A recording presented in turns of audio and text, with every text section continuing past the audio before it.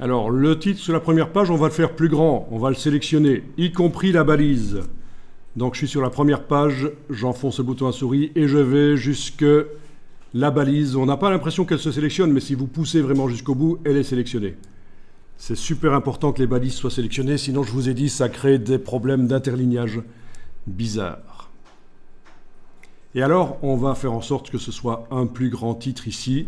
Donc, dans la palette paragraphe, texte paragraphe, dans la palette paragraphe, on va aller demander dans le menu de la palette paragraphe étendue de colonnes.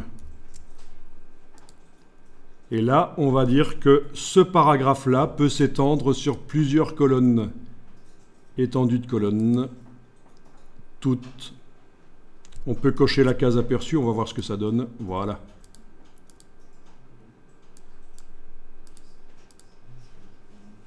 OK. Donc voilà, ça c'est pratique. On n'a pas dû faire deux blocs. C'est dans le même bloc, on a un paragraphe qui s'étend sur plusieurs colonnes. C'est le titre. Oui, puisque dans InDesign, un titre est considéré comme un paragraphe. Techniquement, pour InDesign, il n'y a pas de différence. C'est pas comme dans certains logiciels de mise en page où les titres ont le statut de titre. Ici, techniquement, pour InDesign, les titres, c'est comme si c'était un paragraphe. Et donc voilà, on va également augmenter la taille du caractère. N'hésitez pas. Ici, j'y vais avec la touche Shift, je suis passé à 40. Voilà, voilà.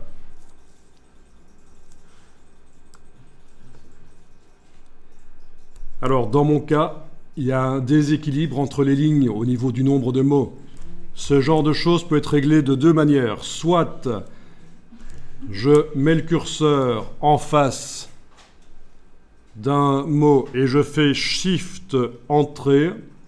C'est comme dans Word, ça existe aussi. C'est le retour forcé à la ligne. Ce n'est pas une balise de fin de paragraphe, c'est le saut de ligne forcé. Donc touche majuscule, retour chariot, Shift Entrée. Ou alors, et là je vais enfoncer la touche suppression. Je n'ai plus la balise de saut de ligne forcé. Ou alors, donc, je vais dans le menu de la palette paragraphe et je demande d'équilibrer les lignes. Et là, tout seul, il va le faire. Et ça, c'est très bien parce que ça vous montre qu'il y a des automatismes de mise en page. Quand un document est bien conçu, on copie-colle le texte, on attribue les styles et normalement, visuellement, c'est pas foireux. Donc maintenant, si on va dans le menu de la palette style de paragraphe, on remarque que ceci est coché.